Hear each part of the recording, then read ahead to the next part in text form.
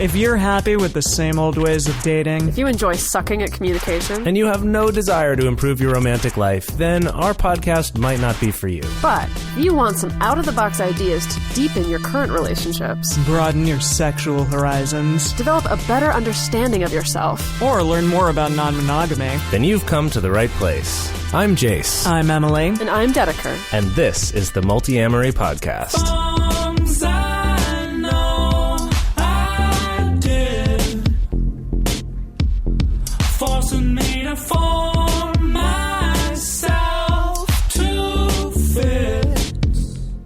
On this episode of the Multiamory podcast, we are talking with writer, director, and producer Jackie Stone of the web series Compersion, which is an awesome web series about polyamory. With her, we're going to be talking about bringing realism to telling stories about polyamory and not just showing everything going great. And we're also going to talk about race and diversity in the poly community and what are things that we can do as a community to try to encourage diversity and openness and inclusivity in a group that really should be doing that already. I'm excited. You know what else I'm really excited about? What are you excited about? Multiamory West Coast Tour 2017! All right, this has been a dream of ours for a long time, guys, and it's actually going to happen. So, starting on February 7th... Which is the release of Dedeker Winston's newest book. It's not a novel, and I almost said it was a novel. Yes. It's not a novel, but it might be just about as long as one. Dedeker's book, The Smart Girl's Guide to Polyamory, comes out on February 7th, and that is when we are launching our tour. It's going to last a couple weeks, and it'll be in the West Coast of the United States. We will be recording live podcast episodes, as well as hosting other events and stuff like that. So we're coming for you in San Diego, Los Angeles, San Francisco, Berkeley, Portland, and Seattle. Yes. So excited.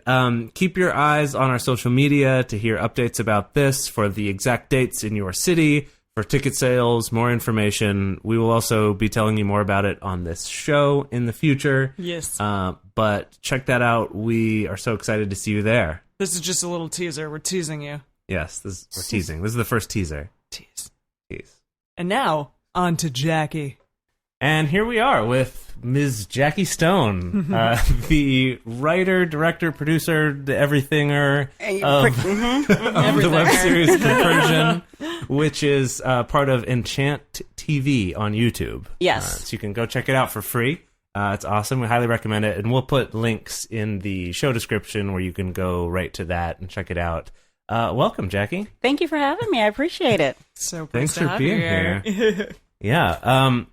So we have a ton of stuff that we want to cover. We were just talking for a little bit before this started. And I guess just could you, maybe you have practice more than we do, but could you give us like the 1 minute summary of Compersion? Oh, absolutely. So Compersion is a story about a couple who've been married for 15 years, and the wife decides that she wants to open up their marriage and explore polyamory. So the show follows them through that journey. So we've all watched the show. Yes. We loved it. We loved how real it felt. You know, that it that not just the acting and the writing and all those things, but also just how well produced it was. And it was a very realistic portrayal of like a long-term marriage. You could tell that these people really knew each other and that they were truly surprised by this kind of opening up and this decision on her part. Right. So I guess what we were kind of wondering is, you know, what is it that prompted you to tell this story? So about a decade ago, I was online dating, looking for love on Match.com. Match, really? On Match.com. I love it. Wow. Oh my goodness. I'm amazed. Back in the old days. Yeah, that you found a polyamorous person on Match.com. But there was no boxes to check for polyamorous. Right. You're so right. it was more underground. And so I met a man, and he was in a polyamorous relationship, and he wanted to date me. And it was the first time I ever heard the term polyamory. And I was like, Polly, what are you talking about? Right. You're out in these streets, and you're married, you got a wife? And he was like, yes, she knows. It was her idea. Wow. And I was like, what? He's like, yeah, talk to her.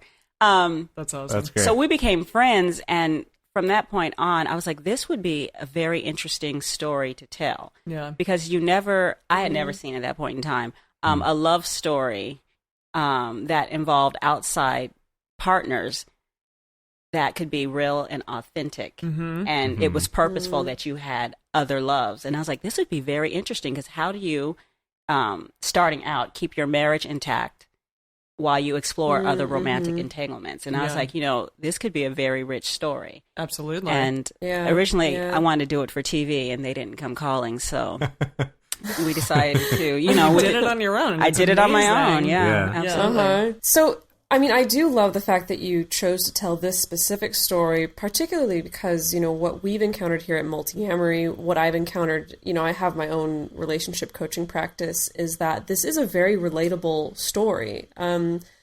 There's not a lot of people, it's actually a relative rarity for people to come to polyamory, like when they're 18 years old and first discovering adult relationships.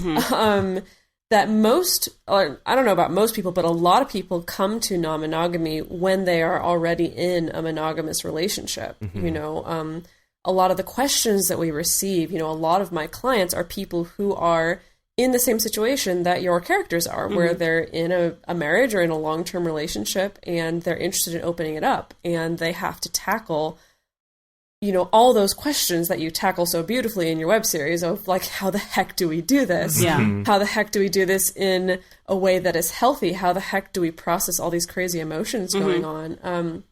And so I have to say that, I really appreciate the realism that you lend to this process, because I think a lot of people can relate to that, of the emotions, of the jealousy, of the negotiation. My question for you is, how do you balance, kind of being true to that and portraying that realism versus just kind of making it seem like polyamory is a terrible idea because all you do is fight about it and feel jealous and talk about it all the time and no one gets what they want?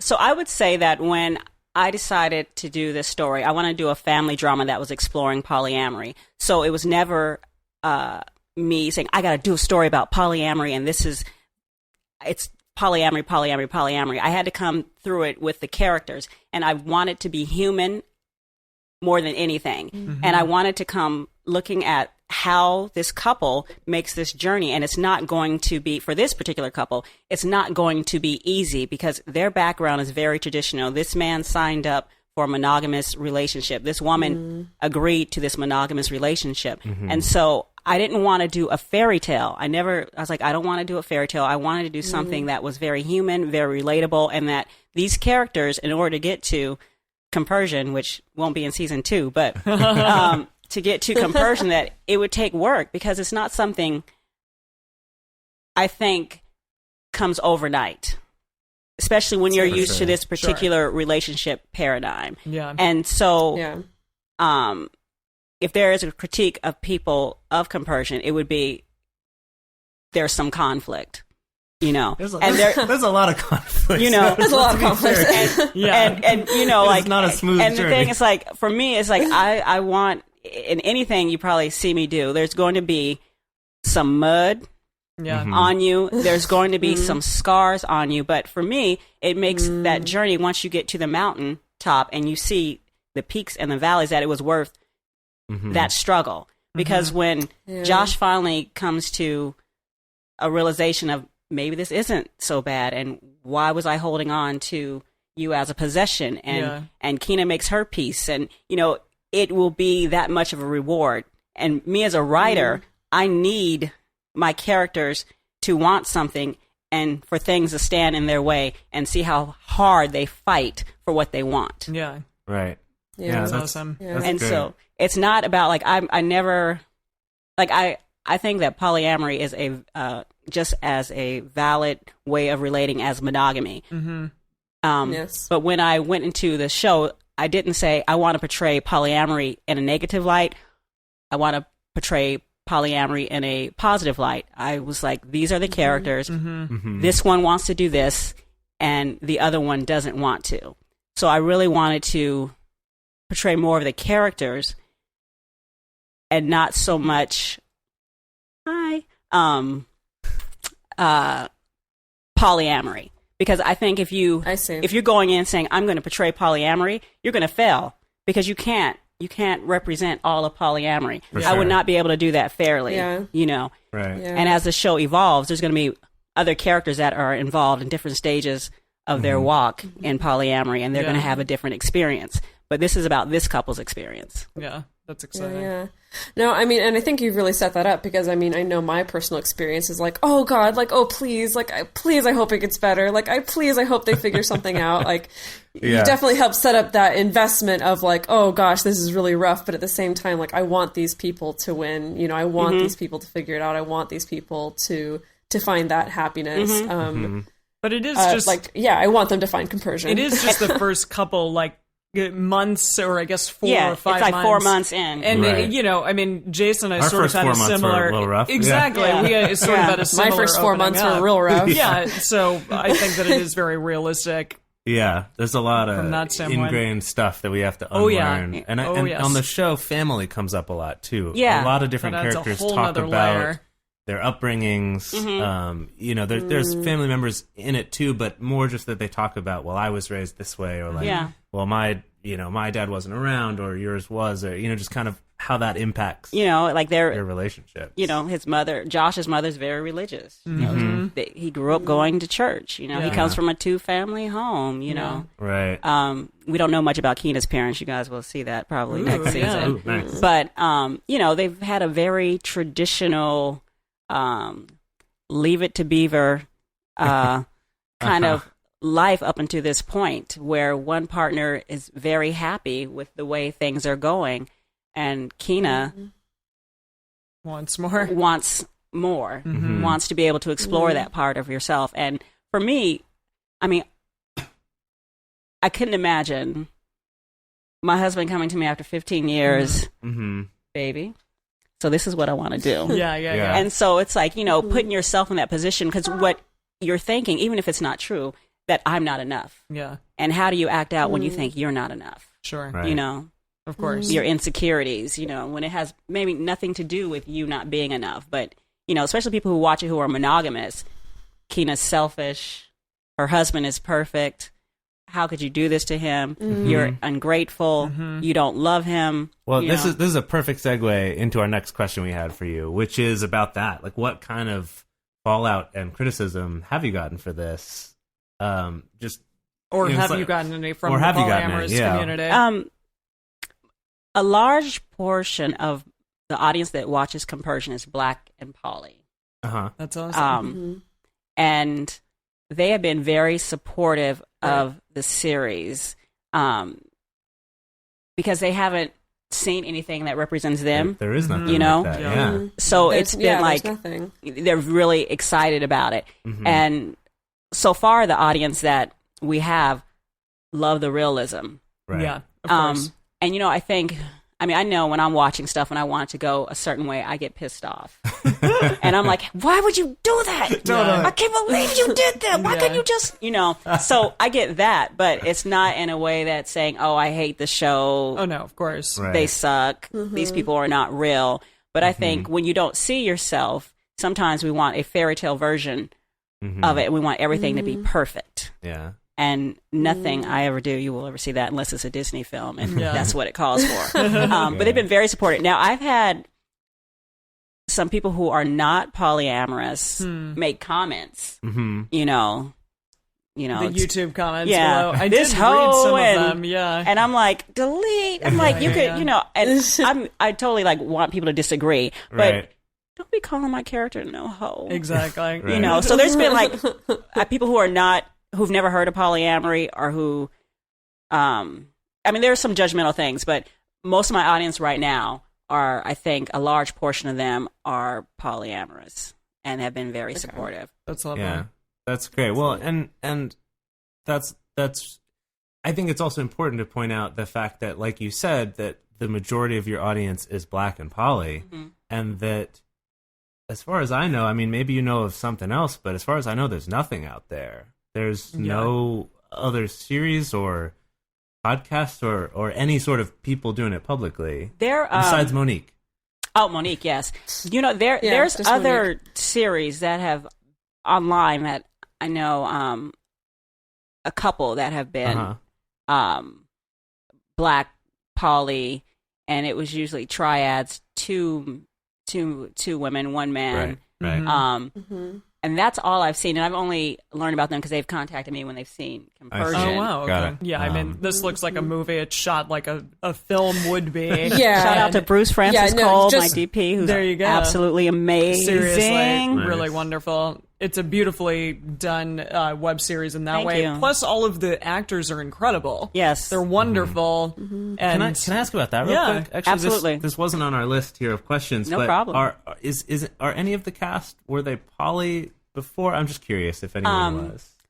I'm not allowed to divulge Okay. any Okay. names. I get that. But Okay. if That's you fine. know, I will say, as one of my actors said, there's definitely people who are polyfluid. That was the Okay. term Nice. she made. Yep. Jamie says she's not. She doesn't identify as polyamorous, but she's open to it and she's learning. That's what she said in That's one of our lovely. interviews. wow. I almost wonder if being on the show, you would start to be like, like getting into This this is character, I interesting. start to Yeah. understand.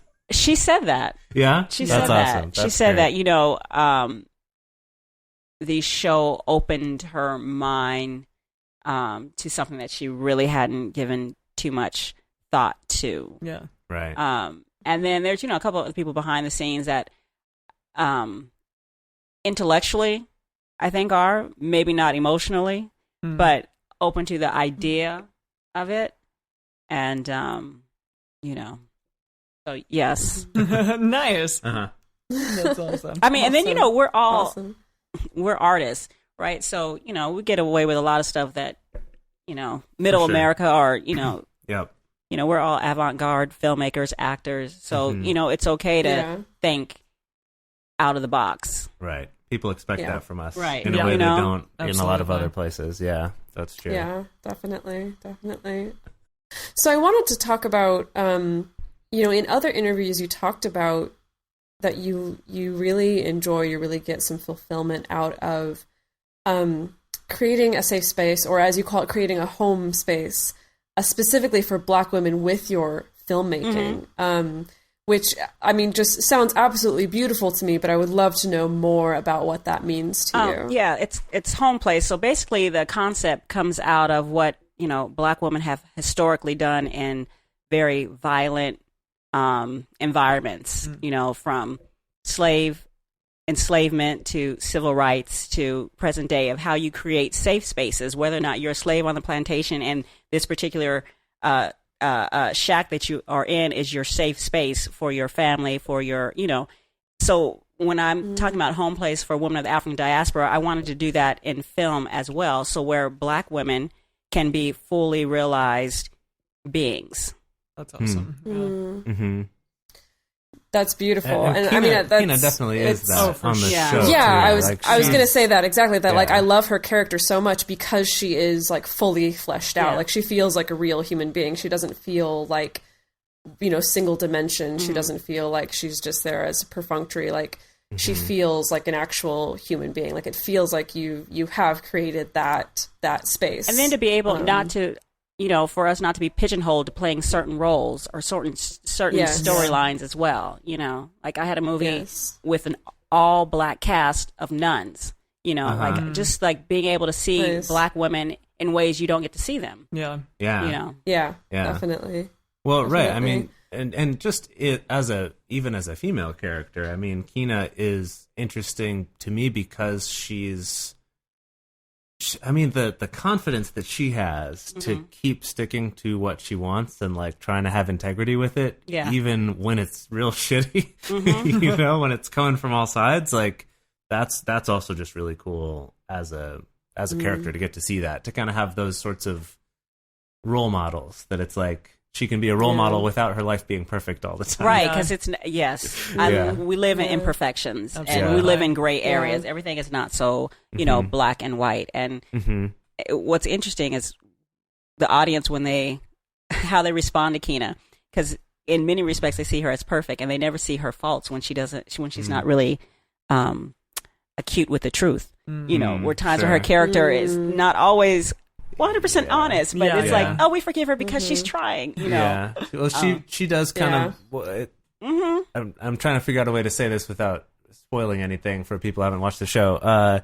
She kind of does more of the like lies of omission. Yes. Which I think, yes. I think as a film going audience, we have been taught to be more forgiving of that than actual lies. Yeah. But yeah, that is a good point, that she's definitely not perfect.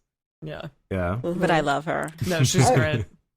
Yeah, she's great. So something we talked about a little bit before recording that, I just kind of want to highlight here is, for those of our listeners who haven't watched the show yet, this is a web series that is an all-black cast. And as we were saying, this is something that, we basically never see. We don't have that representation in our media. We barely have representations of polyamory as it is, but usually it's all whitewashed. Usually it's the same image that the poly community often gets criticized for, which is seeming like it's just a bunch of upper middle class educated white people. And so, I want to talk about that because clearly, there's this underrepresentation of anyone who is not white within the poly community. I hear from a number of clients of mine who are people of color who talk about the fact that, I don't necessarily feel comfortable going to poly meetups because sometimes I'm the only non-white person there. Or I feel like I get fetishized because of my skin color, or because of my race, or because of my ethnicity. And, these are things that are obviously, these are things that are part of the bigger picture, right? These are things that are endemic to communities outside of just the poly community. But I was, wondering to kind of get your take on, how do we address this? How do we, the poly community, I feel, is usually such a great community for being open-minded and embracing all walks of life and embracing all different ways that people want to do their relationships. It's a community that I would expect to naturally want to be more inclusive, and yet there's a lot of frustrated people out there. So I would just love to kind of get your take on that. You know what? It makes me think about Hollywood. Sure. Hollywood should be a very inclusive place, and it should be a very diverse place, but it's not. Yeah. And the way you change that is by being proactive and reaching out to people who are different from you, reaching out to the communities of color, and just doing it. Because we could talk about it all day, but until you're like, you know what? Let me reach out to Black and Poly. Let me bring you over to my group. Let me, because it's segregated. There's these really large polyamory groups that have 20,000 people. Most of the people are white. And then you have Black and Poly, which is 6,000 people. Right. And, I don't have that experience of being Black and poly and isolated, so that's not my experience. But I have an experience of being a Black filmmaker and being isolated, and people talking about being inclusive, but not really being inclusive. So it's put our words into action, and check our people who are fetishizing, Black poly people. Because that, it's you. If you're going to say you're about inclusive-ness and open-mindedness, you need to be about it. Yeah. That's what Jackie says. Yeah. That's awesome. That's what Jackie says. We're gonna put that you heard it here on Multiamory, put that up on my wall. No, exactly. That's what Jackie says. It's awesome. Just write it in lipstick on your mirror. That's what Jackie says, right? Good. That's what Jackie says. Yeah. But I think it should be because, you think about, the polyamory community should be more inclusive. Absolutely. Considering how it's considered fringe or out there, it seems like it would be more, right? A collective body of people working together. Yeah. Even polyamory, married and dating, which was about a bunch of people actually in the community. It was all white people, I believe. White people. It was very much not that. So I agree more content. Yeah, it is interesting too, that there are these two, not just two, but that the groups do tend to segregate that way. And that is something that finding the way to start bringing that together, though, is the tricky part because there is that thing of that Black and Poly group. A lot of those people might be like, yeah, we could, but I kind of don't want to because I've done that before and I got fetishized or I was treated that way, or I just felt just uncomfortable. It's a tricky thing to start that. What I've seen, when, some of the conversations that I've seen happening is definitely the people who are black and poly feel ostracized and not welcome. They go to they say they go to meetup groups and they feel like the oddball out, you know. And so, you know, I think it's upon educators and all you of know us, to like really, you know, it takes work. It's like really, you know, you have to be about the work and trying to bring people into the fold, respecting the diversity, but also like, okay, you know, we have so many things in common. Yeah. Right. And let's build on what we have in common, you know? Yeah, definitely. I think that, you know, something that stuck in my mind last year, actually around this time, we interviewed Dr. Eli Sheff, who's a poly researcher, and she talked about the fact that, you know, for white people, the stakes of being out, as in being out about being poly, the stakes are much lower than it is for non-white people. Because the fact that, you know, non-white people often operate under stereotypes. You know, the example she gave was the idea that if you have a Latina woman who has to operate under the stereotype of like, oh, you're the fiery, passionate Latina, that if that woman comes out as being poly, like that's automatically going to get attached to her stereotype rather than to like a choice that she wants to make or just a part of who she is. And I feel like it's very much the same with black women as well. And so, I mean, my opinion is I feel like there needs to be a sense of like a greater appreciation for that the stakes, you know, specifically for someone who's black and poly, the stakes to be out about that are much, much higher. I know when I was, I was telling my family about the series that I was doing, and that what it did was they black. think? I mean, they love it. My mother's a huge fan. My cousins are huge fans. That's awesome. They watch it religiously. But I remember my cousins were like, "It's a black couple? Ain't no black man gonna allow his black wife to go out here and date anybody and let." I was like, no, there are black men who are poly with their black wives or their black girlfriends or their black boyfriends. I'm like, you know, but because it's not in their sight, like we don't, it's not something that's an everyday sight. So it's like, no, there's no way there's a black person that's going to do that. And I'm like, there's tons of black people who are doing this. But it's just such a limited scope of what people's personal experiences are, or the only relationships they know about that would be similar to polyamory, but not is like if you're having an affair. Right. So those are the relationships they understand. And I think, and I think for many people, and which is so strange, my show has a hard time being shared. Like it's shared in polyamorous groups, but people who are monogamous don't share it, and people who are polyamorous don't share it outside. Right. To their monogamous friends. Yeah. Like, and it's not, I'm like, just because you share it doesn't mean anything, you know, but it's the danger of someone even thinking that you may see relationships differently. Yeah, that's the strangest thing. Like, my goodness. And the ideal of it is very dangerous in and of itself, which is horrible when you're doing a digital series because you want it to spread like wildfire. Exactly. But it's definitely that I think a threat of being outed.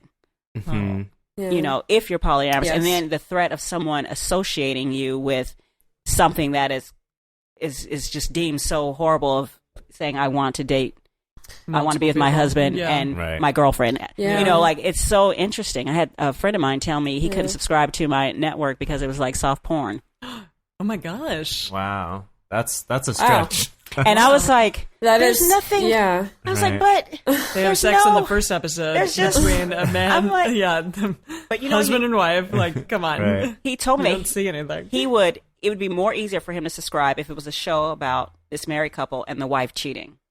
Yeah. Because it's more socially acceptable. Not surprising at all. We've heard those things before. And I was like, but I don't understand. I was like, because, you know, for me, this is not, it wasn't so taboo the way that I'm handling the material. It was just, it's about this couple and this relationship and their relationship shifting. Yeah. You know, it was nothing for me like that was wild or anywhere near soft porn. Not saying anything bad about soft porn. It has its place. But it's so interesting just the idea of it is so threatening. Well, people automatically associate it with like, oh, well, this is a thing that you do in the bedroom. It's a sex thing. And we shouldn't talk about things that happen in the bedroom. So therefore we shouldn't be watching this. Right. Maybe that. No. Sorry, you had your hand up for a second. Yeah, sorry.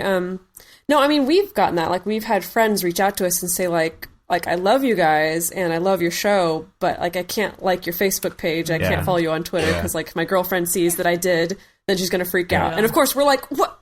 Like, what? Right. What? Right.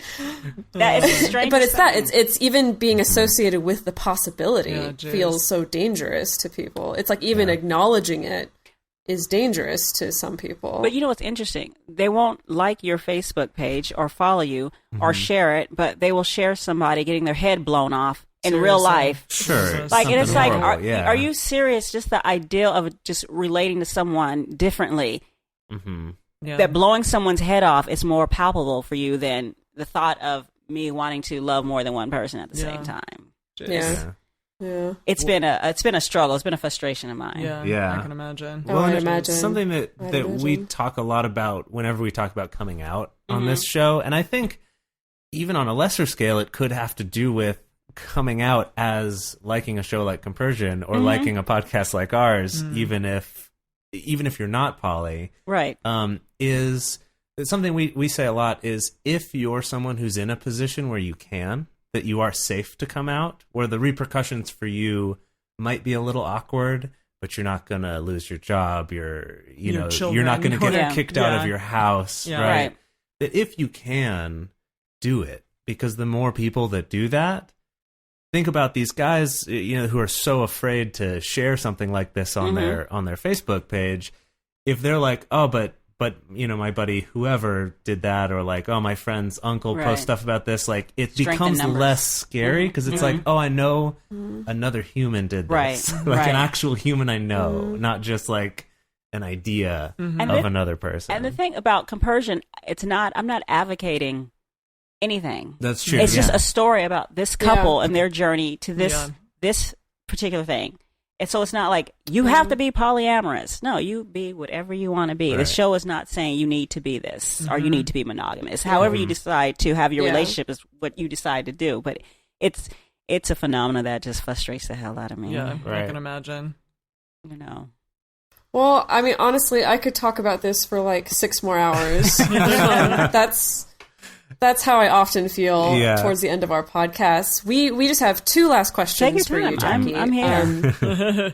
I drove all the way out here to Egypt for you. Thank you so much. Yeah, we are out here. So the first question being, you've researched this topic and you've explored this topic so much through your work, through your characters, through your writing. From what you've learned about this, what would be your one piece of advice that you would give someone who, maybe a couple who's in the same position as, your characters, Josh and Keena? What would be your one piece of advice for people who are interested in pursuing non-monogamy? I would say you have to be incredibly open and honest about what you're feeling emotionally. And I'm a very emotional person, so I'm thinking about if I decided to go into a polyamorous relationship, I would definitely have to be open emotionally and very honest about my insecurities and what I wanted. And, because I think ego can get in the way. And I have a very ravenous heart, and I'm thinking you have to be open. Yeah. Just really lay everything bare and be naked in my opinion, if you're going to pursue non-ethical monogamy. Right. Yeah. I like that phrase, ravenous heart. I might steal that one. I like it a lot. Poetry right there. Well, I'm a poet. I'm a writer. There you go. You're a great writer. You heard it right here. That's what Jackie says. Well done. So the next question that we have for you, for me, is also a little bit of a selfish question because, I finished the series a few weeks ago, and it leaves us on a freaking cliffhanger at the end. Yes, it does.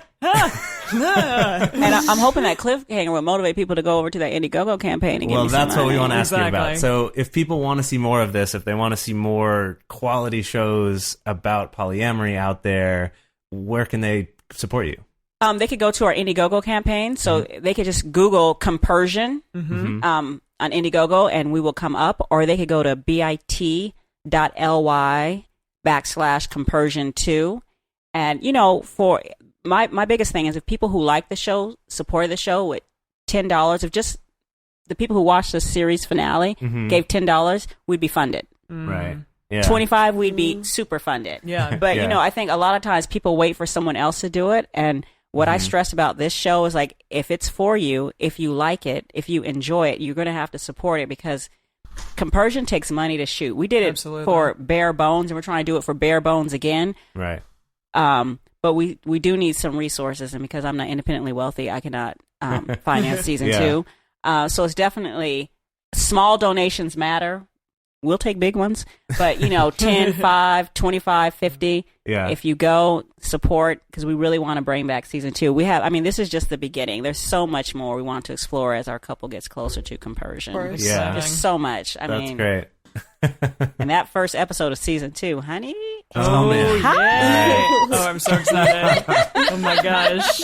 Awesome. He's so hot. Yes. We were all gushing over. I know. What's his character's name? Colt. Colt. Yeah. Colt. Oh my Colt, gosh. yeah, we all got a little bit of a crush. Yeah, You got a for Colt sure. crush? Like, look at those he muscles. he was going to got a come Colt today. crush. Oh really? Uh-huh. It's probably better he didn't. We would have been so distracted. We'd all be like, we're going to come back. I'm going to bring him. Exactly. All right, I'm gonna bring all right. him. That would be He was like, awesome. oh, maybe I'll come through. I was like, come on through. He's like, what are you Yeah. guys going to discuss? I'm like, the show and some other stuff. Come on. Yeah. Yeah. That's awesome. We'll definitely bring him next time. I will We definitely can talk bring about him. like the launch of season 2 or something. Yeah, Yeah, so we that could would do be that amazing. for the That'd be launch of great. season Amazing. 2. Yeah, You guys sure. could come to the release party. Ooh, yeah. That's that'd if be- we get funded. Indiegogo. Yeah. Well, all right, Don't guys. worry. Now We'll help I make that happen. have 2 selfish reasons for you to go fund this project. We really want to make Colt. Yeah. Oh, God. You should see that. It's going to be. Okay, all right, and then also so we can check out season 2 of the show. Thank you so much, Jackie, Thank for you. coming on the Thank show. you. I had such a blast. We Thank really you. appreciate it. And as always, if you guys want to write to us with any suggestions or questions or to start a conversation,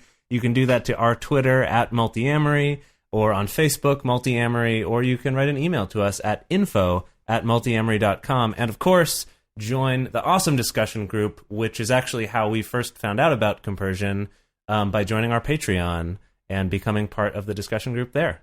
So thank you all so much, and we will see you next week. Bye, guys. Bye. Thank you.